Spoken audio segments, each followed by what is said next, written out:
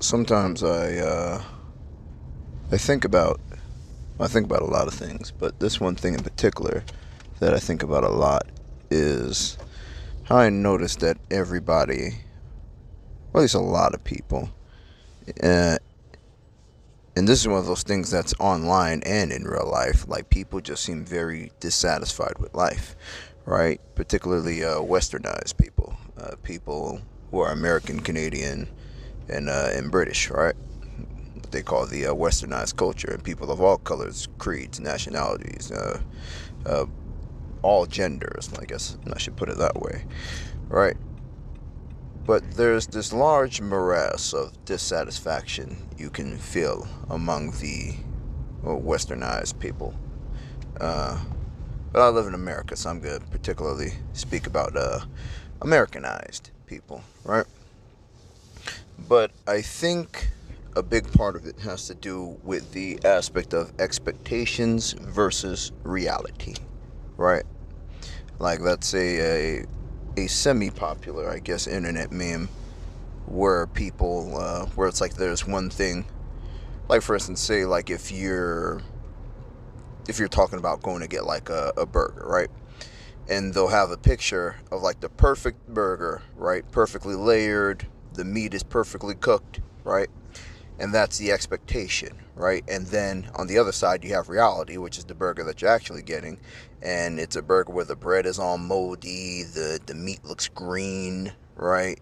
The ketchup is running off and it's spoiled. Like that's kind of, I think, that's a part of the dissatisfaction among a lot of the Americanized people, right?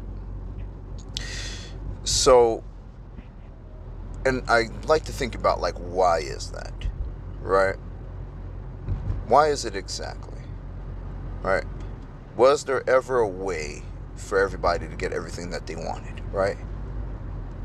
And also, like things like the whole Epstein thing makes me wonder if it was all just part of the plan, right? Like, and that along with, like, for instance, if you Google CIA population control, right? Or I think the actual document is called Population Control Needs Far More Attention. From what I remember, that's what it's called.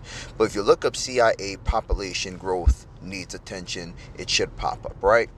But it's a document on the official CIA website, CIA.gov, and in the document, it's a document of a speech that was given by Robert McNamara, who was the leader. I think he was the Secretary of Defense when Ronald Reagan was president, and I think he was also president of the World Economic Forum, if I'm correct, right? But he had something to do. He had some high position with the World Economic Forum, right? And but basically, within his speech, Robert had said that he was basically, claiming that population control needs far more attention, right? And that the world would be way overcrowded in the future if they didn't start efforts to make sure that that does not happen, right? And the thing that he listed strangely as the most critical weapon to make sure that the population stayed under control was to empower women. I'm not joking. This is in his words in the document, right? That this is the most critical thing. I'm paraphrasing, but he had said something along those lines, right? Of it being the most critical thing to empower women economically, socially, and politically, right? Now, from what I remember in the article, he didn't go too deep into the reasonings why, but all the other things that he says in the speech, it makes it obvious what he was trying to get at, right?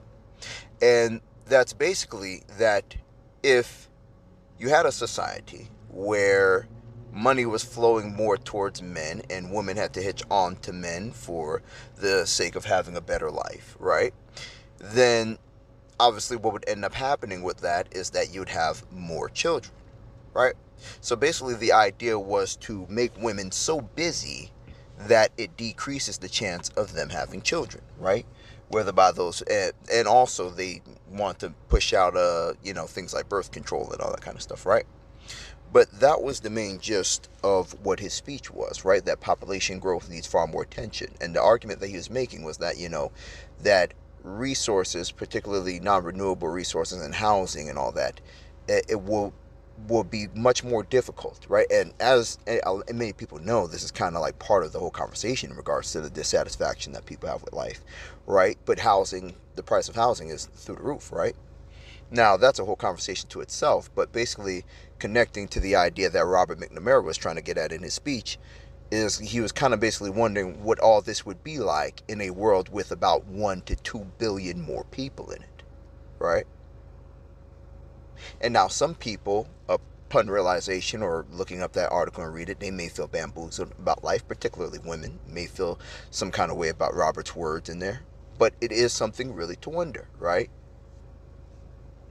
Now granted, who knows, maybe a couple of those people who were not born and could have been born, maybe some of those people could have brought some serious change to the world, right? That could have, I guess you could say, maybe mitigated some of these issues, but odds are that wouldn't be the case, right? So one does have to wonder, what if Robert McNamara had a point, right? What would the economics of the world look like with much more people, right? And how this would have divvied out, probably, how I look at it, is, for every, like for instance, every family where, where it became, because think about this, right? I think from what I remember, Robert McNamara, he gave that speech, it was either, I think it was sometime in the 1980s, from what I remember. If not, it was the late 70s, but more than likely it was the 1980s, right? So, and that was already after the feminist movement taking off, at least like the first wave of it and all that, right? That was during that time, right? So one has to, because basically what I'm getting at is, back in like let's say around like the 1930s, 1940s, it was more regular for people to have like at least 2-3 kids. That was like how people have one kid now. The one kid back then was somebody having 2-3 kids. Most people would have multiple kids, right? Or a multitude of kids. A lot of people would have that, right? So, but then the next generation of people born in like the 1960s, all those people limited it to having about 4 kids at most, right? And then now we're at a point now where everybody born in the 80s and 90s, right, are having about 3 kids at most, right? A lot of us aren't having no kids and prolonging having kids for much longer, right? Thanks to a lot of these efforts that are talked about in that CIA document, right? So, but also to add into that is that our generation, right, because the dissatisfaction is mostly on those, I would say, that are around ages, I would say, 40 and under, right? What they were referred to as millennials and Gen Z and whatever comes after that. I think they call them Generation Alpha, whatever they call them, people who were born like after 2010, right? But there's this dissatisfaction in life that I think comes from the expectations that was put onto us, and and the expectations that we have for ourselves based off of the idea that all of our dreams can come true. And they're like, even online now, you still see people who are like 30 something, 40 something, telling each other, oh yeah, man, your time's gonna come, your time's gonna shine. It's virtually impossible for everybody to make it. That's not how this society works. That is not how capitalism works. Not at all. Capitalism is not designed for everybody to make it, quote unquote. It's not designed for everybody to get rich. And I think things are so dire now that everybody, or let me not say everybody, but a good half of people are loading lofty dreams of being rich in their head, like it's get rich or die trying, like everybody's 50 Cent. You better be ready to get shot 9 times, because it ain't gonna happen, right? For a lot of people. So, but I think a big part of the because it's almost like the only reason why you get disappointed when you order something at a franchise that you expect more out of is because of that expectation, right? Like, if you pay $1 for a burger, nobody's shocked when you get a crap burger. But if the burger costs you $30 and 10 push-ups, you expecting, something of some quality, right? Some good beef, right? But it's almost like in regards to life and how this thing worked out or is working out, let me say, for a lot of people, particularly those born in the 80s and 90s, right? There's this strong dissatisfaction, I think, due to that, right? Due to the efforts that we put towards and the expectations that we built up in ourselves for what we were expecting to get, right? And it causes a lot of envy, it causes a lot of jealousy, it causes a lot of anger, it causes a lot of bitterness, it causes a lot of resentment, right? It causes a lot of stress, it causes a lot of hatred, right? Tension, almost everything negative under the sun that you can name, right? So, but I think we, how do I frame this now? I don't think the answer is carrying ourselves with this mirage of disappointment. I don't think the best thing to do is to carry ourselves with this anger, but we do need to start to analyze what's going on with us. We need to analyze what's going on with the world. We need to analyze the things that we've been taught, such as, in school, how we're programmed to, like, it's weird. We get given all these big expectations and dreams that we can be somebody and do this and be that, but we don't get rewarded for learning how to work together and work in a team, right? Because the thing to learn from all the Epstein stuff is that the people who are the richest of the richest, right? They have power because they make these cabals and they make these secret groups where they share behind the scenes and background knowledge and information with each other, right?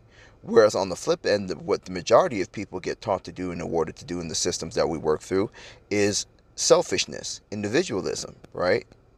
You get penalized for sharing your work. You get penalized for helping others if you give others the answers to your homework and all that kind of stuff, right?